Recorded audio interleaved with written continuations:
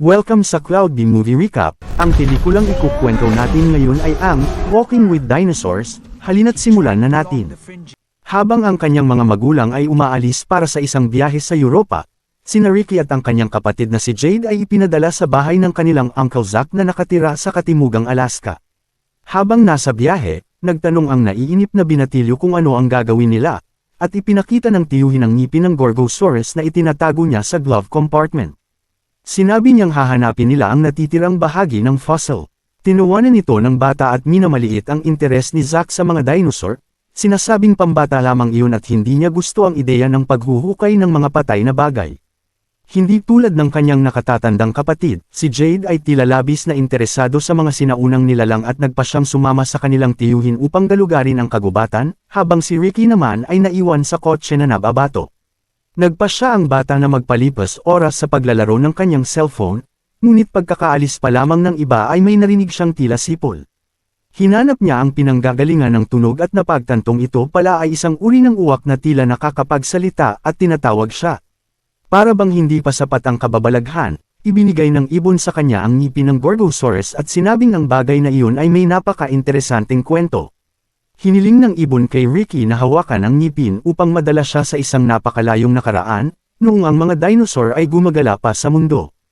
Pagkahawak niya rito, nagsimulang magliwanag ang ngipin at nagbago ang anyo ng uwak, na naging isang kakaibang ibon na tinatawag na Alex, isang Alexornus. Sa bagong anyo nito, nagsimulang lumipad si Alex patungo sa huling bahagi ng panahong Cretaceous at lumapag sa tabi ng isang dinosaur upang tuck-in ang mga tira-tirang pagkain sa dila nito. Muntik nang makain ng napakalaking mandaragit. Matapos muntik na siyang maging hapunan ng iba, lumipad si Alex patungo sa isang kawan ng Pinosa at lumapag sa isang babae na nagkataong ina ng kanyang mabuting kaibigang si Pochi. Dahil mas maliit kaysa sa kanyang mga kapatid, halos hindi makakuha ng pagkain ng munting Pinosa nang umunguya para sa kanyang mga anak ang ina. Sinubukan ni Pochi na sumingit sa kanyang mga kapatid upang makakuha ng pagkain, ngunit hindi siya pinayagan ni Rock, ang panganay, at sinabing masarap na ang kanyang bahagi. Sa sandaling iyon, nakita ng maliit na Pinosa ang isang banton ng pagkain sa labas ng pugad at nagpa siyang pumunta roon upang kumain. Ngunit hindi napapansin ng iba, may isang Truden na pumasok sa kawan at dahan-dahang lumapit kay Pochi na abalang nakikipag-usap kay Alex. Nang makita ang mandaragit, mabilis na lumipad palayo ang ibon at binalaan ang bata na tumakas din. Ngunit inakala ni Pochi na sinusubukan lamang nitong agawin ang kanyang pagkain kaya binaliwala niya ang babala. Nagawang sunggaban ng mandaragit ang kanyang ulo, at hindi siya tuluyang nakain dahil dumating ang kanyang ama at hinarap ang Truden, pinigilan itong makatakas kasama ang sanggol. Nagulat ang Pinosa sa malakas na ungol, kaya itinapon ng mandaragit si Pochi at tumakas palabas ng pugad. Dahil sa kagat, nabuo ang isang napakalaking butas sa kanyang ulo, isang tanda na magmamarka sa kanya sa kasaysayan. Pagkatapos makabangon, nakita ng munting dinosaur ang isang napakalaking herbivore na dumaraan at nagpa siyang sundan ito. Dahil sa kuryosidad na malaman kung ano ang nasa labas ng pugad, nilapitan niya ang hayop at nagtanong kung maaari silang maging magkaibigan, ngunit naamoy nito ang masangsang na amoy na nagmumula sa kanya at tumakbo palayo. Hinabol ni Pochi ang kawawang nilalang at habang tumatakbo, nadaanan nila ang isang napakalaking Ankylosaurus na nakagambala sa Pinosa, dahilan upang malihis siya ng landas at mapunta sa isang lambak na puno ng ibawoso ibang hayop. Habang ginagalugad ang lugar, nakita ng maliit na dinosaur ang isang sanggol ng ibang uri na inaapake ng tatlong mandaragit at nagpa siyang makialam, sinabihan ng mga ito na humanap ng kalaban na kaunti lang ang laki. Siyempre, masamang ideya iyon dahil lalo lamang naging agresibo ang mga mandaragit. Tumakas ang munting dinosaur at naging bagong target ng mga ito. Sa takot, tumakbo ang Pinosa pabalik sa pugad hanggang sa masungkit siya ng kanyang ina, na itinaboy ang mga mandaragit at ibinalik ang clumsy na sanggol ng ligtas. Patuloy na lumaki si Pochi ngunit hindi pa rin niya masabayan ang lakas ng kanyang mga kapatid at hindi niya kayang pabagsakin ang kahit maliit na puno upang pakainin ang sarili, samantalang sina Rocky at ang iba pa ay kayang sirain ang lahat ng napakadali. Isang araw, habang naglalaro ang dalawang magkapatid, dumating ang isa pang Pinosa na nagngangalang Major upang hamunin si Bulldust, ngunit madali itong natalo. Dahil dito, na-inspire ang magkapatid at nagpa siyang maglaban sa Headbottom. Sa kabila ng kumpiyansa, palaging natatalo si Pochi ng kanyang kapatid. Matapos ang isa na namang kabiguan, naglakad-lakad ang bata at nakilala si Junie, isang maliit na babaeng pinosa na natuwa sa butas sa kanyang ulo. Ngunit hindi sila nagtagal sa pag-uusap dahil dumating ang ina ng babae at ipinagbawal itong makipag-usap sa mga dinosaur mula sa ibang kawan. Sa mga sumunod na araw, patuloy na bumabalik si Pochi sa lugar upang hanapin si Junie, ngunit palagi siyang nadidismaya dahil hindi ito dumarating. Pagkalipas ng 4 na araw, sa wakas ay sinabi ni Alex sa kanyang kaibigan na umalis na si Junie patungong timog dahil sa dakilang migrasyon. Sabik na makita siyang muli, hinikayat ni Pochi ang kanilang kawan na sundan ito. Ngunit nang magsimula silang maglakbay, sinalubong sila ng isang bagyo at napilitan silang pumasok sa kagubatan para sa milong. Inakala nilang ligtas na sila, ngunit dahil sa tag-init, tuyo ang mga halaman at madaling nasunog ng tamaan ng kidlat. Napilitan ang mga pinosa na tumakbo upang makaiwas sa apoy. Tumakbo ang malalaking herbivore patungo sa bukas na lugar kasama ang iba pang mga uri, ngunit napagtanto nilang naipit na sila sa gilid ng kagubatan, kung saan sinubukan silang dakpin ng isang pares ng Gorgosaurus. Nang makita ang mga mandaragit, pinabago ng ama ni Pochi ang direksyon ng kawan upang umiwas sa nasunog na gubat. Ngunit sa kalagitnaan, may punong bumagsak at hamarang sa kanilang daan, kaya napilitan silang bumalik. Patuloy na tumakbo ang ina kasama ang iba pa niyang mga anak, hindi namamalayang papunta na siya sa isang patibong kung saan siya inatake ng ibang Gorgosaurus. Tumawag siya ng tulong kay Taurus, na agad tumakbo pabalik upang tulungan ang pamilya.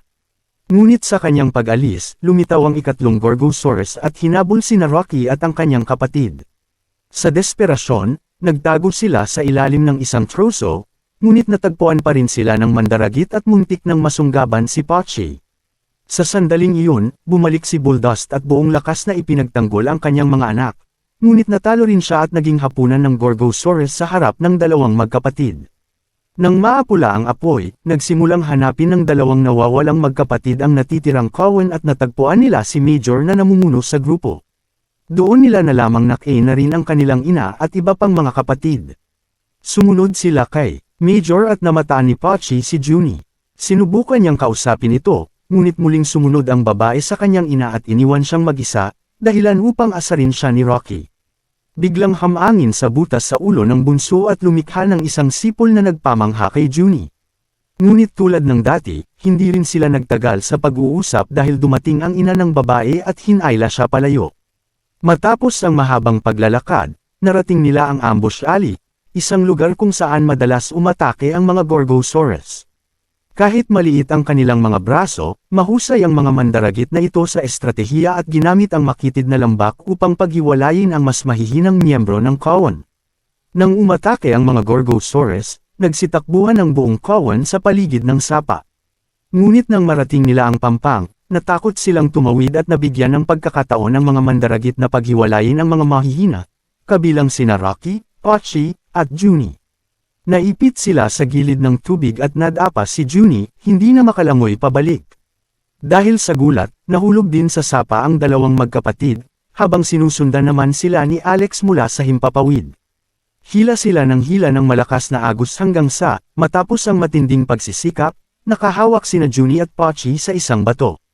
Ngunit nang subukan ding humawak ni Rocky, dahil sa kanyang laki ay nadulas silang tatlo at muling inanad palayo. Nang sa wakas ay hamupa ang tubig, hinanap ni Alex si Pochi at natagpuan itong walang malay sa tabing dagat, kasama sina Rocky at Junie na sugatan at gutom. Sa pag-aalala, nilapitan sila ng munting pinosa upang tulungan, ngunit biglang yumanig ang lupa nang dumaan ang isang napakalaking kawan ng Edmontosaurus.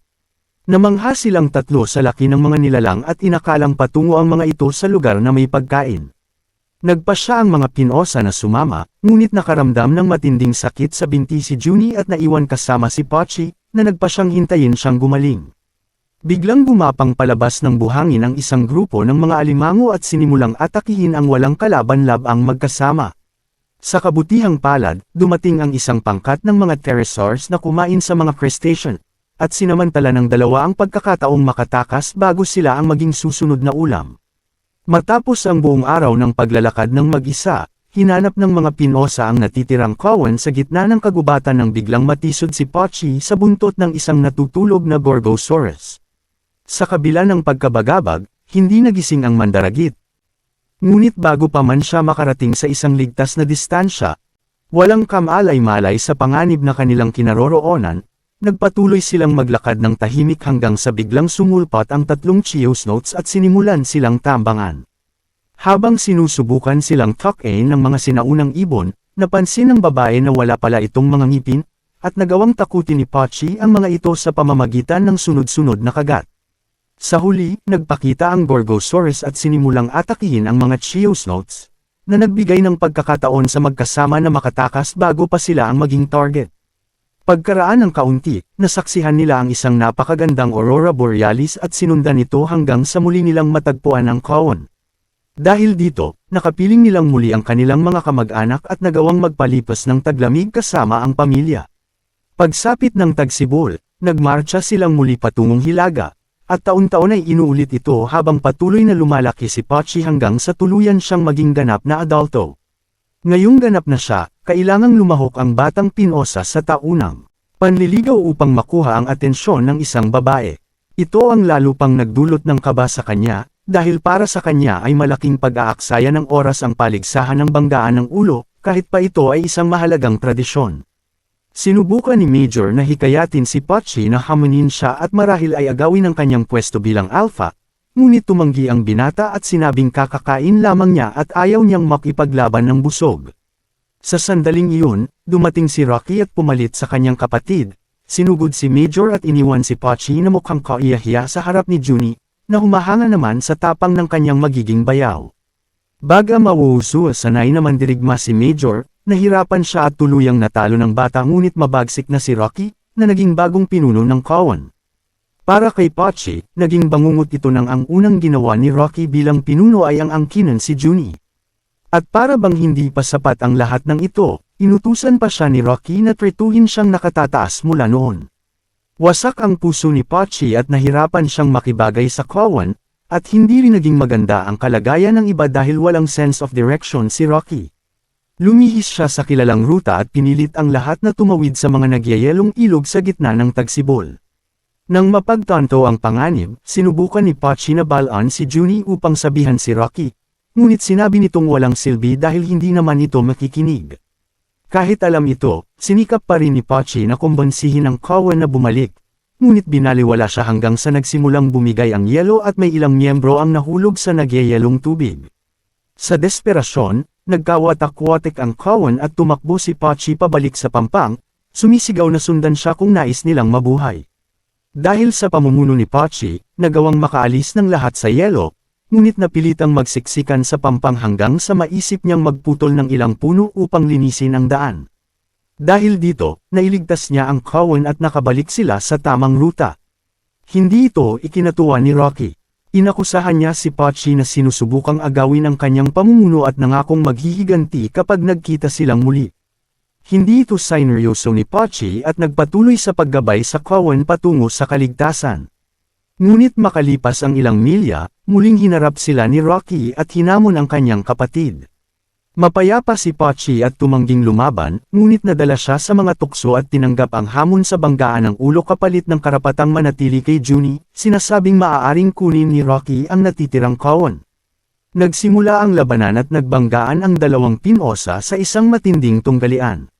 Dahil mas maliit, si Pochi ang labis na napinsala at itinulak siya ni Rocky sa isang hukay, dahilan upang mabagsakan siya ng isang troso at mawala ng pagkakataong makatakas. Inakalang wala na siyang malay, itinaboy siya ni Rocky palabas ng Cowan at bumalik upang pamunuan ang grupo. Tanging si Junie lamang ang naiwan upang subukang tulungan siya, ngunit pinigilan siya ni Rocky at inutusang sumunod sa Cowan at iwan ang itinuring niyang taksil. Matapos umalis ang lahat, sinubukan ni Alex na gisingin ang kanyang kaibigan, ngunit pananghinaan ng loob si Pochi at halos sumuko na sa mga papalapit na scavenger. Sa kawalan ng ibang magawa, ipinaalala ni Alex na nagsakripisyo ang kanyang ama para sa isang dahilan at hindi dapat masayang iyon. Naalala ni Pochi si Junie at napagtantong hindi pa siya maaaring sumuko hanggang so hindi niya natitiyak ang kanyang kaligtasan. Dahil sa bagong lakas ng loob, nagawa niyang alisin ang troso at itaboy ang mga dinosaurs sa ibabaw niya. Determinado, tumakbo siya ng buong lakas patungo sa Cowan at nakita si Junie sa gitna ng grupo.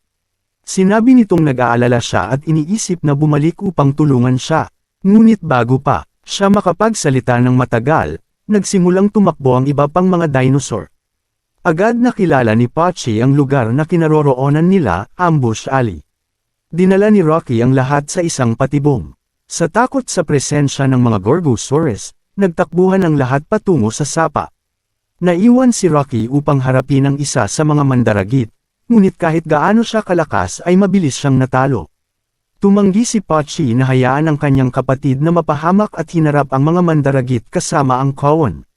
Pinamunuan ni Junie ang iba pang pinosa upang salubungin ang mga Gorgosaurus, habang si Pochi naman ay hinarap ang pinuno ng mga ito. Sa gitna ng kaguluhan, ipinasok ng kalaban ang kanyang braso sa butas sa ulo ni Pochi at naipit ito. Sa pag-iling ni Pochi, nabali ang braso ng mandaragit, nawalan ito ng balanse at sunod-sunod na banggaan ng ulo ang tumama rito hanggang sa tumilapon ang mga ngipin nito, kabilang ang isang ngiping matatagpuan ni Uncle Zack makalipas ang milyon-milyong taon. Natalo ang pinuno ng Gorgosaurus at umatras kasama ang kanyang mga kasamahan, na itinaboy ng Cowan sa pamumuno ni Junie. Matapos ang tagumpay, tumayo si Rocky na hindi makapaniwala at ipinasa ang pamumuno kay Pochi. Dito, tuluyan ang ipinahayag ni Pochi ang kanyang nararamdaman kay Junie habang ligtas niyang ginabayan ng Cowan patungong timog. Makalipas ang ilang taon, bumuo ang magkasama ng sarili nilang pamilya na palaging binabantaan ng Truden, ngunit laging nariyan si Pochi upang ipagtanggol ang kanilang mga itlog.